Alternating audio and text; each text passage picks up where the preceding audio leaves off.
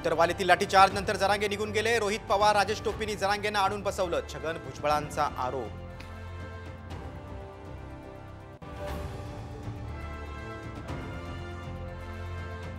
ठाण्यात आनंद आश्रमात NOTA उधळल्याचा video समोर। पावित्र्य नष्ट केल्याचा ठाकरे गटाचा आरोप। गणेश विसर्जनात प्रथा, शिंदे गटाकडून सारवासार।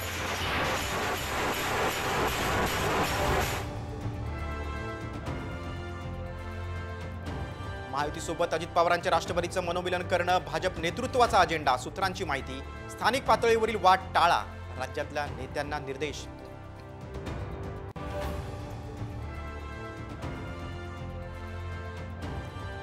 जेपी नड्डा घेणार विधानसभेच्या तयारीचा आढावा। पितृपक्षानंतर भाजप उमेदवारांची यादी येणार असल्याची माहिती।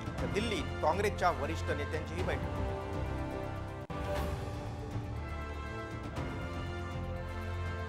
संभाजीनगरमध्ये मध्यधुंद तरुणांच्या स्कॉर्पिओची कारला जोरदार धडक।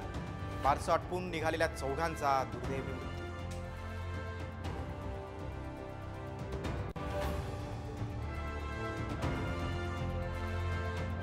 लोकसभेतल्या फटक्यानंतर महायुती अलर्ट मोडवर। कांदा निर्यात शुल्कात कपात। मनमाडमध्ये कांद्याच्या दरात 500 ते 600 रुपयांची वाढ।